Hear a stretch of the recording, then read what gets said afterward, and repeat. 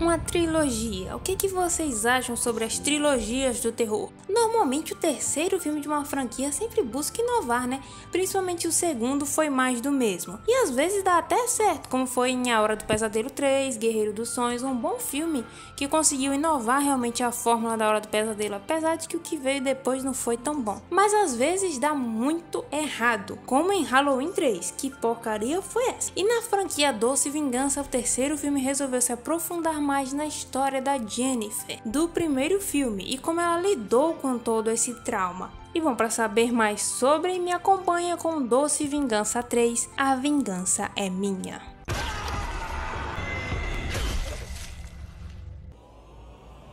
O filme volta a acompanhar a Jennifer, que agora, depois de tudo, está tentando recomeçar, mas claramente ela não consegue seguir em frente, vista tudo que ela passou. Agora ela faz terapia e decide entrar em um grupo de apoio a vítimas de abuso, o que inclui um homem chamado Oscar, que está em apoio às vítimas porque sua filha foi abusada e pela influência do abusador, o cara saiu ileso.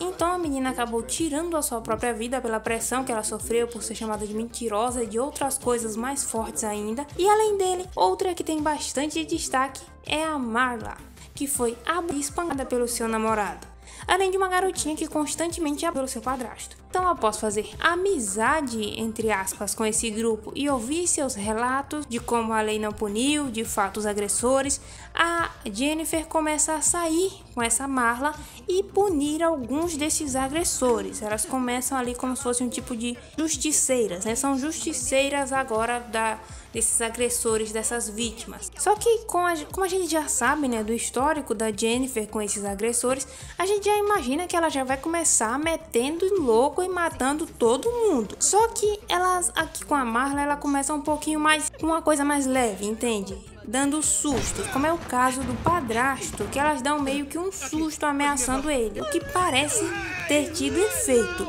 Mesmo não tendo feito toda a dor que aquela garotinha passou a acabar, elas conseguem fazer ele aparentemente deixar ela em paz, por enquanto. Só que apesar dessas duas assim estarem sendo justiceiras, elas não têm nenhuma vítima letal, elas não finalizam ninguém. Só que depois de um tempo, algumas semanas ali no grupo e dando esses sustos durante a noite, meio que vingando as vítimas, né? Olha aí novamente o nome do filme. Só que aí um dia a Marla não aparece em um dos encontros dessas vítimas e elas descobrem que a Marla acabou sendo abusada e assassinada pelo seu ex-namorado. E em meio a esse caos, a polícia se envolve. Só que claro que com o histórico de todos no grupo com relação à polícia, eles têm o direito de ficarem desconfiados. E a Jennifer, após perceber que o sistema soltou o possível suspeito da morte da Marla, que era esse ex-namorado, ela agora decide voltar às origens do primeiro filme e dar um jeitinho em muitos babacas nas ruas. Esse filme é meio estranho. A Jennifer tem umas visões durante o filme em que ela age como acha que deveria agir, tipo os caras assediando ela e ela metendo a martelada, mas depois vemos que é uma visão. E isso meio que acontece bastante, além das cenas com a psicóloga, que aparecem no meio da trama, que aparentam ser visões também, mas aparentemente não são. A gente não sabe, não dá pra entender se são ou não visões, não dá pra entender direito, pelo menos não até agora. Também tem algumas cenas mais sombrias. Esse filme tem um ar mais sombrio que o primeiro filme, apesar de ter uma fotografia parecida. A Jennifer tá completamente perturbada após tudo que ela sofreu. A gente vê que ela não tá bem. E essas visões só mostram como ela tá meio perturbada com a mente dela tá se embaralhando, criando visões, ela tendo visões. São coisas que nós vamos ver um pouquinho mais depois. Então, que após isso, ela decide agir. Primeiro vai até um bar, onde o namorado, ou ex-namorado no caso, né, da Marla está, o atrai para fora e ao receber investidas que são negadas pela moça, ele tenta abusar dela. Mas a Jennifer revida cortando, e depois golpeando o cara com um pé de cabra.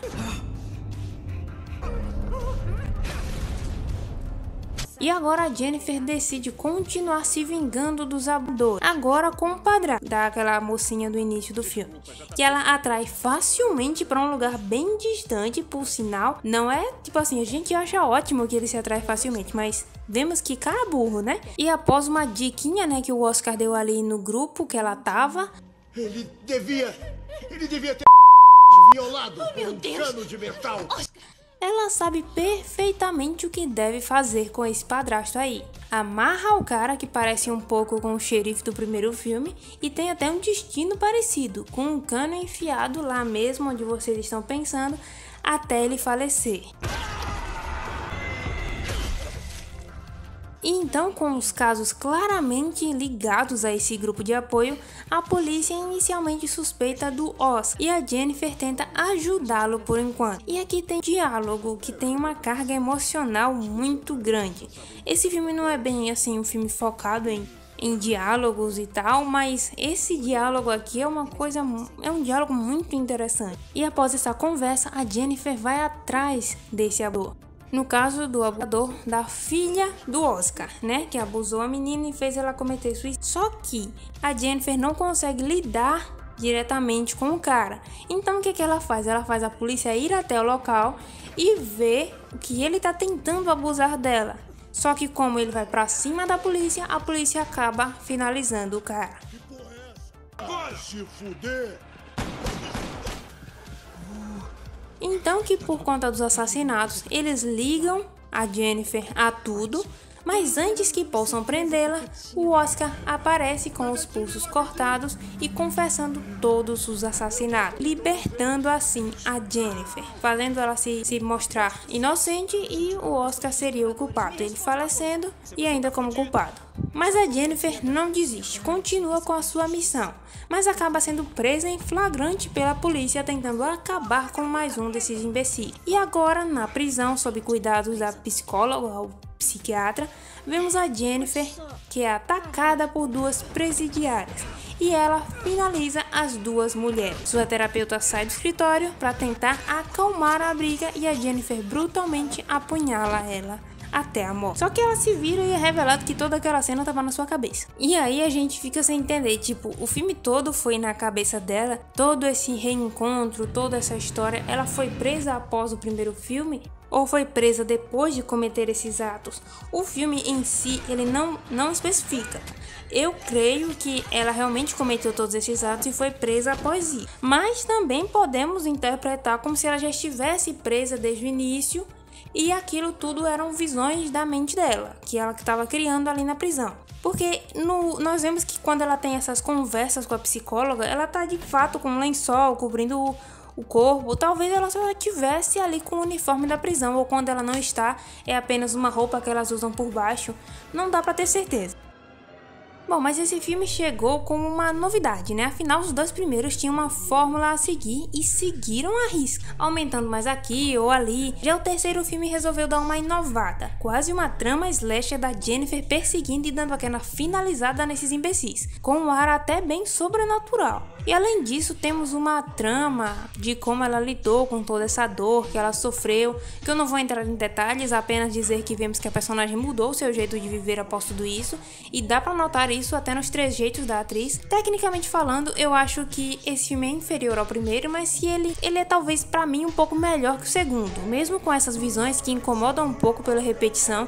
Eu não vou me alongar muito mais sobre. Essa franquia trata de um tema infelizmente real, que é pesado com um tom levemente lúdico e traz uma vingança bem brutal em seus três filmes, apesar da repetição da fórmula no primeiro e no segundo, e nenhuma surpresa nesse segundo filme, né? Convenhamos. Mas no mais, a franquia pra mim é, tecnicamente falando, é claro, tem filmes ok, que tem coisas que me incomodam, que vão além de detalhes técnicos, mas em função de franquia eu prefiro o primeiro, que tem cenas ok e brutais quando necessário. O terceiro, mesmo tendo um ar bem mais lúdico, deu uma inovada e não foi pelo caminho mais fácil, né, convenhamos. E por último, o segundo filme, né? Que mesmo não sendo horrível, eu senti apenas um Ctrl+C, Ctrl+V do primeiro, com algumas cenas a mais. Esse outro, né, Doce Vingança Déjà Vu, que eu comentei no vídeo do primeiro filme, que não é uma continuação, não é um Doce Vingança 4, é uma continuação direta do A Vingança de Jennifer lá, o original do Doce Vingança, né? E não é uma continuação desse filme, mas se vocês quiserem eu também posso trazer aqui pro canal,